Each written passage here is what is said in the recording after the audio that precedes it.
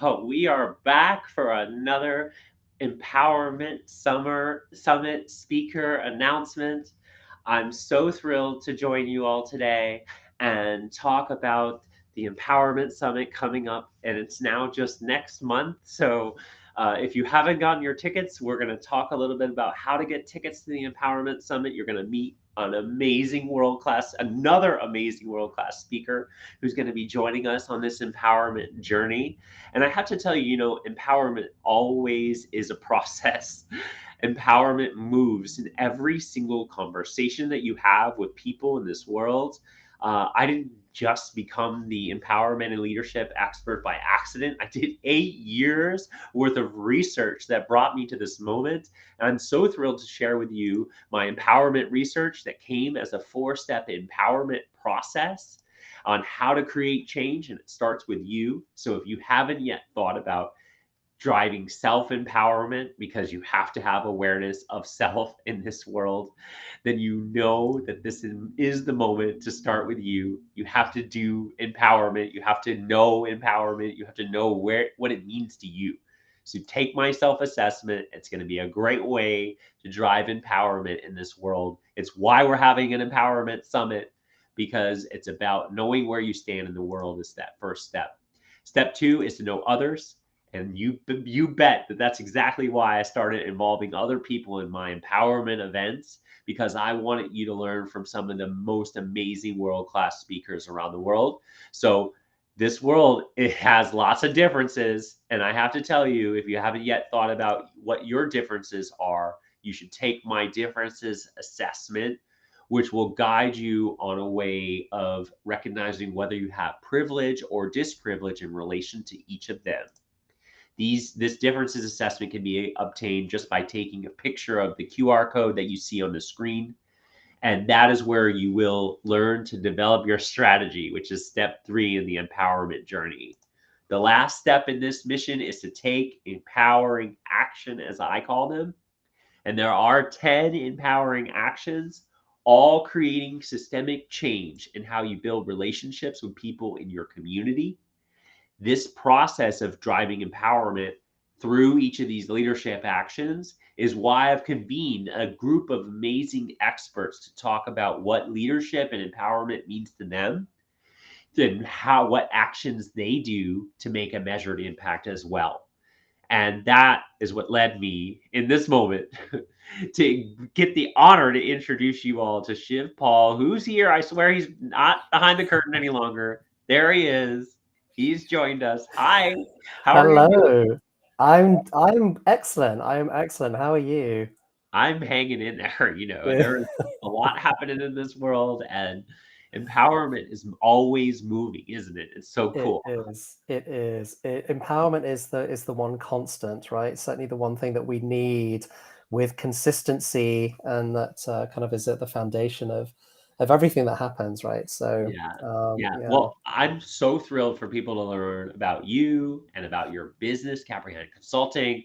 So I'm going to hide and go behind the curtain a little bit for a minute or a few minutes. And Okay. I'm really thrilled for people to learn about your company. So please Thank you. take the floor. Don't go far. Don't go I far. won't. Come I back and join promise. us. Yes. What an honor, and what a privilege to be here with you today and to be with Ashley. And I'm really excited about the Empowerment Summit. I know we're going to talk a lot more about that coming up.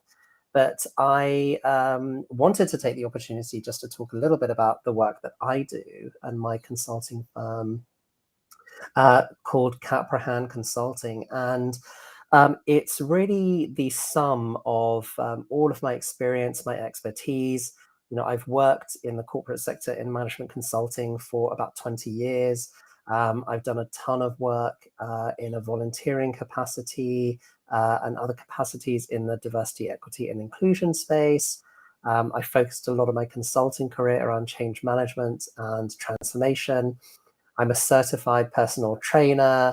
I'm a certified meditation practitioner. So really, this is the combination of all of that. And, I refer to my consultancy as an all-in-one, and it has expertise in defining and delivering diversity and inclusion strategy and training, coupled with business value realization, sports training, which really is key to balance and mental health and so on and so forth, and coaching strategies as well. And that's what I spend my entire time working on.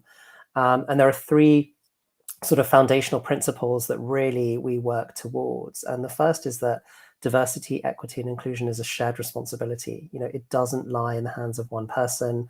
We all know what it's like to feel included, and we all know what it's like to feel excluded. If you think about a time from childhood up until now when you weren't invited to that party or that social setting, and we know how that made us show up. So this is really a shared responsibility, and it's kind of demystifying a little bit what we are talking about, particularly when we're talking about inclusion. It's something that everyone really can relate to. The change management piece is critical to any kind of strategy that is implemented at any level. So whether that's at the individual level, departmental, or workforce, even organizational level, if there isn't a change management strategy, which is really understanding what do people need, what does the organization need to be successful, to successfully absorb something new, whether that's new behavior or technology or process or people. If you don't have that, then your chances of being sustainably successful are really, really limited. And then health and wellness, I connect all of these dots together because health and wellness itself is quite broad. There's been a big spotlight on that in the last couple of years. It's always been there, but now, thankfully, it's surfacing a lot more in our conversations. And so connecting this to the work that we do, the way that we live, and so on and so forth, I think is really important for our own balance and happiness and ultimately our success. So my consulting firm aims to really work with clients, meet them where they are, and introduce all of these different kinds of aspects and dimensions into a strategy that formulates around the goals that they want to achieve in their lives. I also wanted to just touch on the session that I'm going to be delivering at the Empowerment Summit. And then excitingly, we're going to talk about how we can get more involved in that. I'm going to talk a lot about leadership. And in my experience, this is, again, the culmination of everything that I've learned in all of the different areas that I've worked in, and not just in the corporate sector in consulting, but outside of that. I worked in the entertainment industry for a long time. I had a very mixed bag of experiences, which I think allow me just to see things from many, many different perspectives. And when I think about leadership, it's really a set of qualities. We are all leaders. And these are qualities that can be honed, they're capabilities that can be learned. And I've really boiled them down to these five aspects, or these five qualities that are, in my opinion, are critical for leadership. They are what differentiates mediocre leaders from really, really great leaders. Because the truth is, when you get to a leadership position or you adopt a leadership perspective, because we all are leaders, then you can't really absent from being a role model. You basically are either a good one or you're a bad one. And so this is a little bit of a teaser about what I'm going to present at the Empowerment Summit. And it's these five aspects of leadership. And the first is really, to operate with self-sacrifice.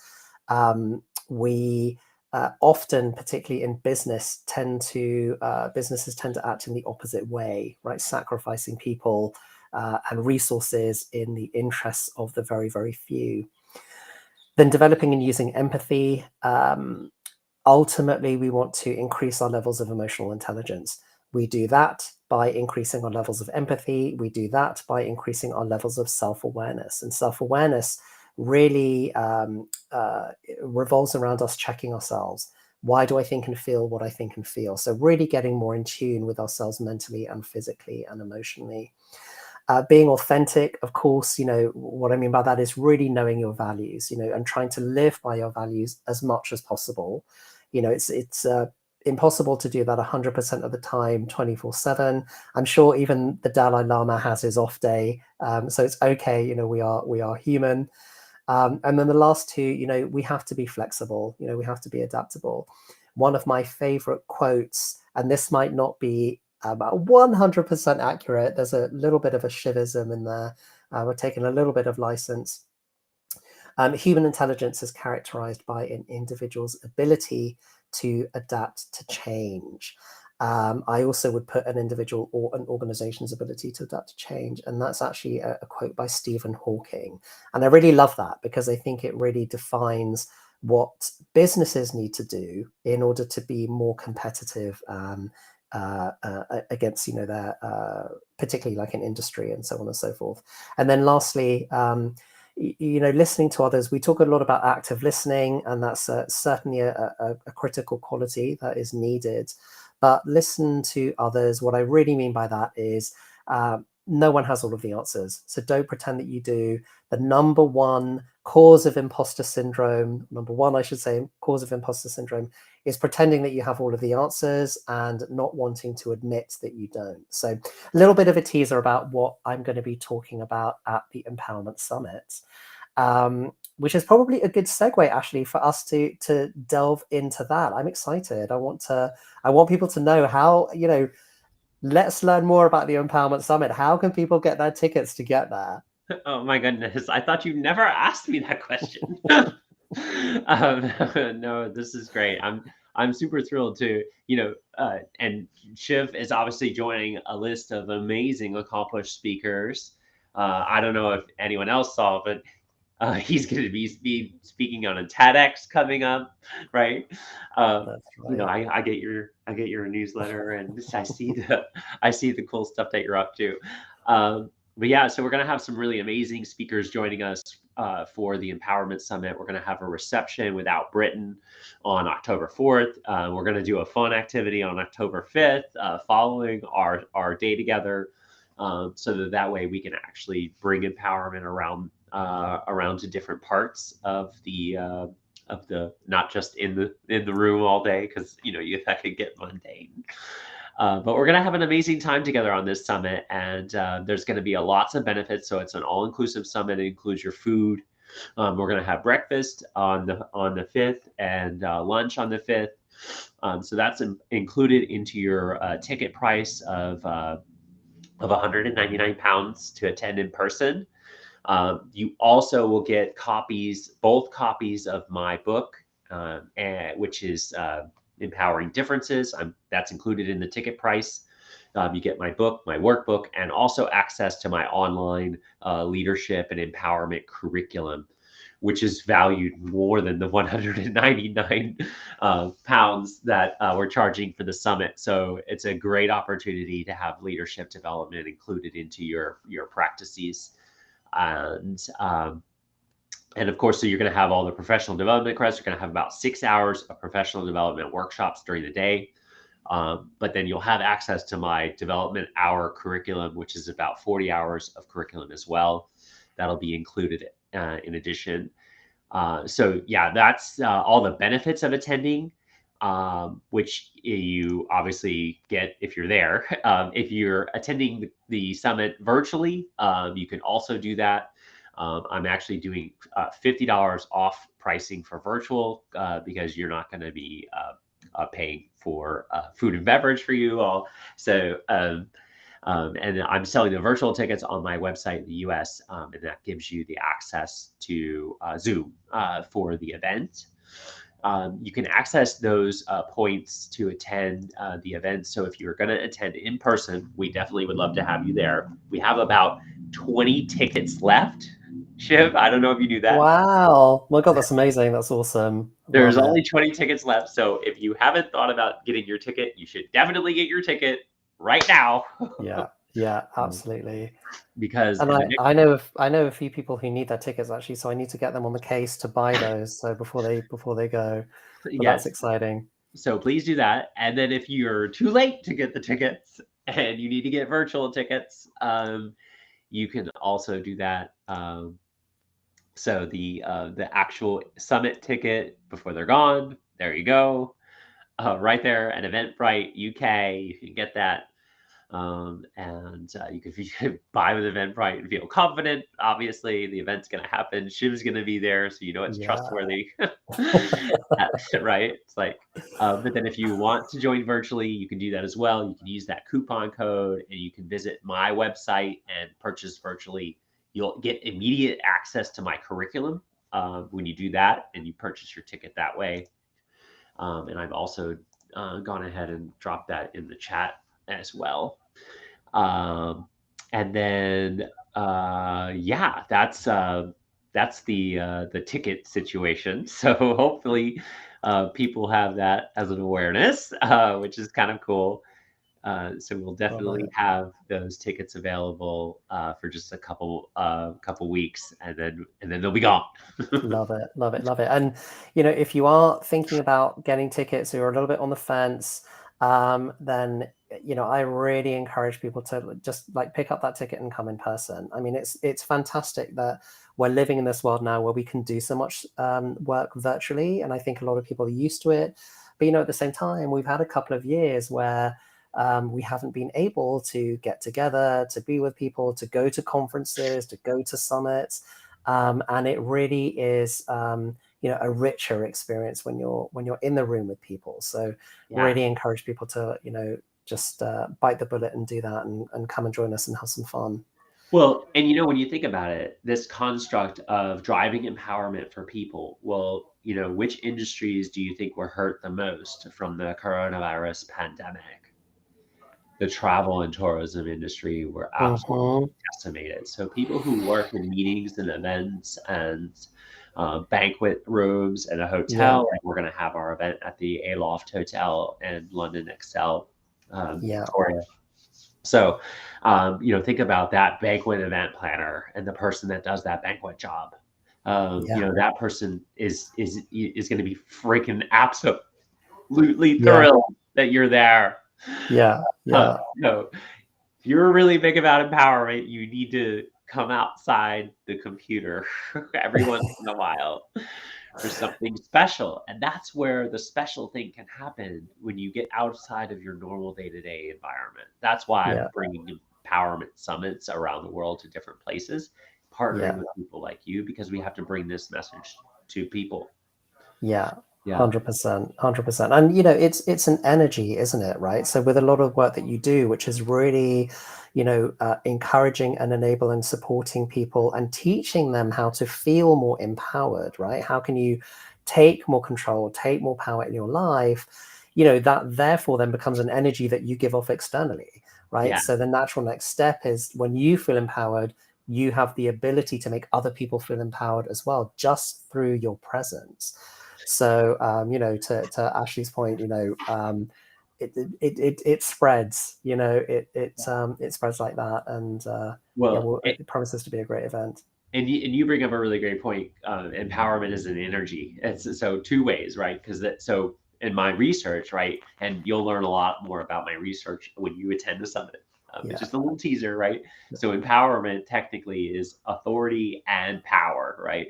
So of course, energy in its own right, the actual construct of power or energy is an easy trackable number. It's kilowatt, right? So you have that. But for you and your own internal energy, right, you have your battery, right? You have to go to sleep to charge it, right? Literally. So you measure that by how much sleep you get, right? That's the power part. But then the other parts is the emotional side of this. The emotional side is the authority side of empowerment. And when you separate empowerment in these two parts, you put authority on one side and power on the other side. Now you can actually better track your empowerment. And I call that the app of empowerment, because it's authority, power connected to people. That's literally the definition of empowerment. So it's fun, right? It is. What I love about all of this as well, when we talk about empowerment, is I think with a lot of the work that you do, it's introducing the idea of choice, because I think a lot of the times when we talk about things like authority and we talk about power, and even when you think about things like inclusion and bias and so on and so forth, all of these types of things, we often feel that we are driven by certain things, right? We're driven by our insecurities or feeling less empowered and so on and so forth. But it's actually, it's not true. We are able to make a choice to kind of actively engage in a different way with what we already have present, right? When we talk about energy and we talk about empowerment as an energy, we already have it. We may not be harnessing it to best effect. We may not. We may need to kind of fill the fuel tank of that, right? So Right. all of these things, which all of you will learn if you come to the summit and you engage in Ashley's work. But I also love the idea that we can make these choices. We don't have to be driven by the way things actually are, and those things are not set in stone. We can actually change that just by making different choices. Yeah. Well, and so this is why during the summit, you're going to get actual copies of the empowerment audit document to help you actually track the empowerment. That's another takeaway that you're going to get when you're there and participating. And then the other piece of this too is how you can actually drive the impacts right through each of your differences, right? Because my construct is called empowering differences. Yeah. So the 10 differences also matter, right? They matter so much in relation to empowerment of people. Yeah. Have you ever been pigeonholed for any one of your differences where someone was like, yeah, you're that person, right? What is the that? And Yeah. then how do you address it? That? Yeah. Yeah. Yeah. I love that. And, and it also makes me think about, when you talk about being pigeonholed and that may be because someone is pigeonholing us and we may have that belief about ourselves. And that may just be because we've been hearing that story so often, right? We are sort of socialized from a very early age with a lot of information that comes to us from lots of different sources. And some of that is about who we are, what is true about us, about the way the world works, about other people. And we really have to, at some point, question, actually, is that true? Like everyone says, I'm that person. Like I'm the person that does this. Actually, do I really believe that? Or have I just heard so many people say that now that has become my own belief? Because all beliefs are just thoughts you've been thinking so often, they Yeah. then become embedded in you as beliefs, right? So we have to, one, I think, question that. But what I also love about that is it means if it's a belief that's not ours, that didn't come from us, why hold on to it? We can let it go. But we can also choose to have different beliefs, right? Just by practicing different thoughts. So Yeah. yeah, I'm certainly excited to learn more because I think it's really resonates with the work that I do, but also just with my personal philosophy of life, right? About how we can live and really kind of be co-creators, co-designers, if you like, of our own experiences. Hmm. Yeah, so I want to take a moment and recognize that there's a lot of people watching on our different feeds. I just perused over your LinkedIn page and you have like 10, 15 people kind of watching, which is cool. So for anyone that's watching, if you happen to feel compelled, leave something in the comment box. And if it pops through on our side to the chat, we'll mention you. Um, and it'll be almost like you are calling in on our show here. Speaking of the phone ringing, I have a little clip here. How about that one? About to ring, and it's going to be empowerment calling for you. So come and join me at the Empowerment Summit in London, October 4th and 5th. You need to sign up today. In case you were forgetting, don't forget to sign up today, right? Like literally the phone is ringing. Empowerment is waiting for you. Like it is literally waiting for you to seize it in that moment, right? Um, so I love that your presentation is going to connect to leadership, right? Because, leadership is that overarching construct of everything that is DEI, right? Because I don't know if you've noticed this a lot, but when we lead with DEI, it tends to die. Yeah. Yeah. Yeah. so, Yeah. uh, Yeah. so No. what are Yeah. your thoughts about that DEI dying and like the like the word Yeah. diversity?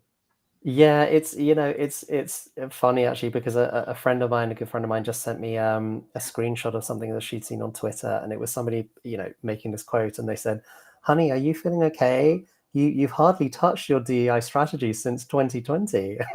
And it really made me laugh out loud. And the reason is, right, one of the things that I always really work on is a couple of things, right? And one is sort of demystifying this idea that DEI is some kind of standalone strategy or product or something of that nature, which needs its own sort of specialist community or person to drive that. And this is why we're saying, at the beginning of the call, in in in some ways, this can be difficult work for people, because if we really want to be inclusive, that has to start with ourselves, and that requires being introspective. It requires being self-reflective, being really honest about what our biases are, what our blockers are. Why do I think and feel the way that I think and feel? Why do I have this reaction to Ashley saying this to me, but I have a different reaction to someone else who says exactly the same thing to me? And that, it can sort of sometimes be uncomfortable for people to really be honest about that. But in another way, it's really not difficult. It's really not rocket science. Like I say, we all know what it's like to be included, right? We know what that behavior is like. We know how that makes us show up, whether that's in the workplace or like in a social setting. And we all know what it's like to be excluded, and it's not nice, right? And so, I think a lot of times, I get it, and I understand why particularly organizations want to isolate the DEI agenda, often to one person. That's often in HR. But the idea should be that at some point, we understand how this is a shared responsibility, and actually has to just infuse the culture. The truth is, when you have a truly inclusive culture, everybody thrives. Or, there's a little bit of a myth that when we're talking about the diversity and inclusion and equity agenda, it really only serves certain communities or certain people. And I'm not really part of that community, because I'm a middle-aged white man who works in corporate industry. It's really not true.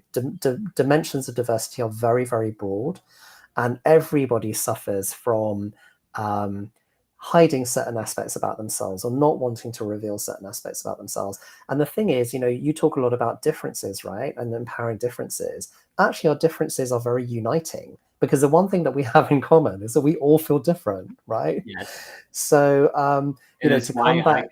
I often call them there are human common differences. Yes, yeah, exactly. Because But there also are commonalities. Like yeah, everyone has a race, everyone yeah, has a religion or lack thereof, right? No yeah. religion right. Atheism It is that what they would then practice, right? 100%. Yeah, Everyone has a gender or genderless, or right, or no gender, or binary, non-binary, yeah, right? Like yeah, literally, that's all in, right. Every single category of these differences that I studied, we all have them. yeah, yeah. Absolutely, absolutely. And so, I think when we flip that perspective, then it's something that can be very powerful. It's something that can be very uniting. In fact, there is, I'll tell you the stat really quickly, if I can remember it accurately. I forget who did this piece of research, but it's to do with covering. And covering is where people, particularly in the workplace, will hide a certain aspect of themselves, because they're afraid that if they reveal that, it'll have some kind of negative repercussion on their reputation or their ability to proceed or progress, and so on and so forth. And in that study, actually, it showed that 61% of people who claim to cover in the workplace are white middle-aged men. Now, you wouldn't necessarily think that stat to be so high, right, when you're talking about different communities and the challenges that they face. But I love looking at data like that, because it really tells us that actually, everyone um, is challenged by certain things in their lives. And the more that we can be open and discuss and share these things in a vulnerable way, the more united we can become.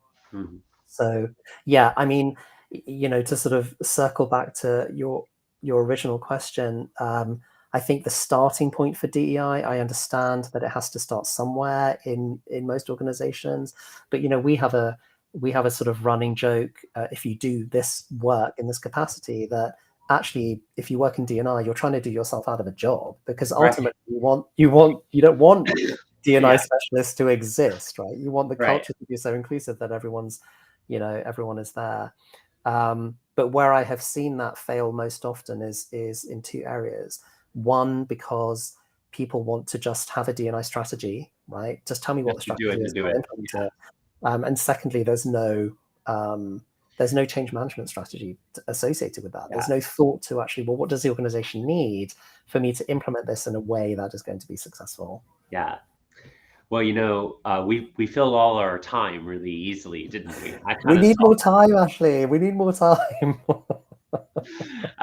But of course, I know that our time together next month is not going to be the first time or the last time that we will be doing things together. 100%.